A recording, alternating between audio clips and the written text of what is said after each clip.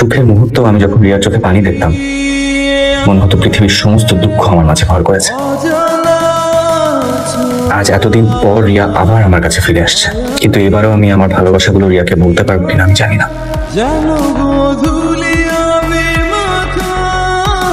কালকে যে আমি আপনি রিয়ার জন্য ছেলে দেখলাম, আপনি তো মতামত জানালেন না কোনো কিছু। ও ছেলেটাকে কিন্তু আমার খারাপ লাগে, মানে আমাদের মতামতই তো শেষ না।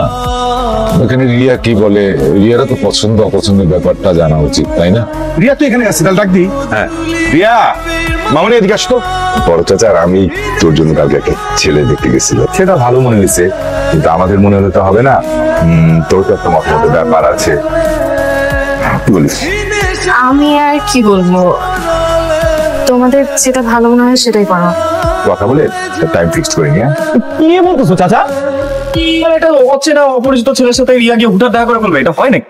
কেন, ছেলেটাকে তো আমার ভালোই মনে হয়েছে, শিক্ষিত ছেলে। শোনো চাচা, এখনকার ছেলেদের ভিজুয়াল দেখে বোঝা যায় না ভিতরে কি চলতেছে। চাচা তুমি আমার কথা শোনো, তুমি একদম টেনশন করবে না। এই ছেলের বায়োডাটা বের করে ওর উপর আমি একটা সারাশি অভিযান চালাবো। শোনা, তোদের কি পরাগ নামে কোনো ফ্রেন্ড আছে? হ্যাঁ আছে তো। মালটা কেমন রে মামা? ওটা তোর চেয়ে আরো এক ডিগ্রি উপরে। আচ্ছা এক কাজ কর না, থার্সডে নাইটে তুই একটু আয়, মানে তোদের সাথেও তো অনেকদিন আড্ডা হয় না, অনেকদিন মালমুল খাই না, তুই পোলাটা লইয়া একদিন আয় ওই থার্সডে নাইটে 12 নম্বরে বারটাতে। ওই মাল নিয়া মামা, ওই মালে মিলের অর্ডার ছাড়া কিচ্ছু খায় না। মাল খাইতে হইব না, ওরে আমি ফিশ কাটলেট আর অ্যাপেল জুস খাওয়াবো, তাতেই চলবে। নিচে জানাতে কত? আমার তো ঝামেলা মনে হইতেছে। আরে দোস্ত কোনো ঝামেলা না, আমি তোর সবকিছু বুঝাই কমা, এখন কইতে পারছিস না, তুই থার্সডেতে আয়, আমি তোর সবকিছু বুঝাই করছি। বড় ফ্রড, এত বড় ভাগটাবাজি। কে আমি দায়িত্বটা নিছিলাম চাচা? আমি তো তোমার আগেই বলছি, এইসব ঘটক ফটক দিয়ে বিয়ে শাদী হয় না। এই ঘটকটা কি করে জানো? ধরো এক লোকের 3-4 বাচ্চা আছে, তারও ভার্জিন বইলা মানে সিঙ্গেল বইলা বিয়ে করা দেয়। না না, এইসব ঘটক ফটক দিয়ে আমি আমার মেয়ে বিয়ে দিব না। আচ্ছা তুমি তো বেশ কয়েকদিন হলো আসছো, কোথাও তো বেডটেরও হও নাই, চলো কালকে কোথাও ঘুরে আসি। যাবা? জি, আপনার মুখ থেকে এই কথা শোনার জন্যই আমি এতদিন অপেক্ষা করেছি।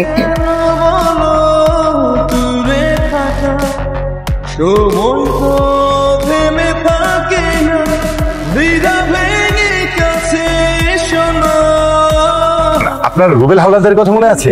রুবেল হাওলাদার স্কুলে পড়তো।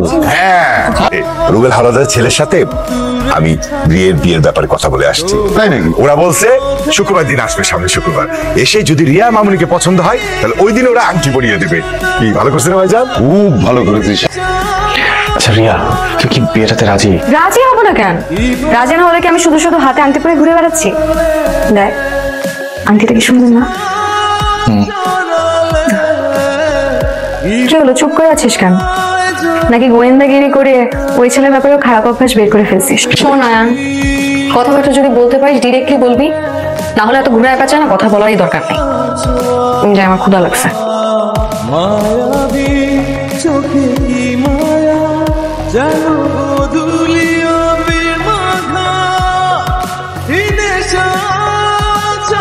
আচ্ছা রিয়া, তোর আমাকে কেমন লাগে? কেমন লাগে মানে? তোকে সবসময় যেরকম দেখে এসেছি তেমনই লাগে। বিয়ে তো কি একটু ভয় করছে না? এখন মানুষের কি অ্যারেঞ্জ ম্যারেজ হয় না? তাছাড়া আমার জীবনে তো কোনো ভালোবাসার মানুষও নাই যে। ভালোবাসার মানুষ থাকলে বিয়েতে রাজি হতি? অদ্ভুত, ভালোবাসার মানুষ থাকলে আমি কেন বিয়েতে রাজি হব?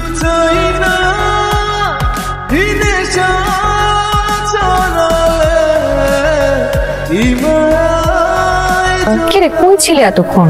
ছিলাম আশেপাশে। আমাকে হলুদ দিবি না? তোর সাথে কিছু কথা ছিল, একটু সাইডে আসবি? কিন্তু আজকে মনে হচ্ছে যে নটুকে কথাগুলো না বললে আমি দম বন্ধ হয়ে মারা যাবো। তাহলে দম বন্ধ হয়ে মারা যাওয়ার আগে কথাগুলো বলে ফেল। সবাই কত হাসি খুশি, সবার মধ্যে কত ফুর্তি, পুরো বাড়িটা উল্লাসে মেতে আছে। কিন্তু একটা জিনিস খেয়াল করছিস, এই এত হাসি খুশির মাঝে একটা মানুষ, একটা ছেলে, তার মুখে কোনো হাসি নেই। একটা বার জানার চেষ্টা করছিস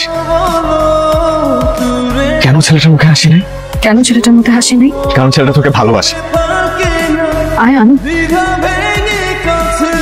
এই সাহসটাই না তোর কয়টা দিন আগে করা উচিত ছিল। তোর মতন একটা কাওয়ার্ডের জন্য আমি এদের হাসি মুখে স্তব্ধ করতে পারবো।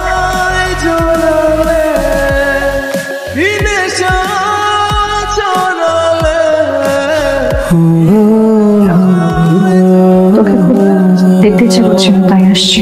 কালকে তোর বিয়ে, আমার মতো একটা কার্ডের চেহারা দেখলে তোরা সেটা তো অমঙ্গল যাবো মনে যা। শোন আয়ান, গত 4 ঘন্টা না আমি আমার জীবনের ক্যালকুলেশন মিলিয়ে দিই।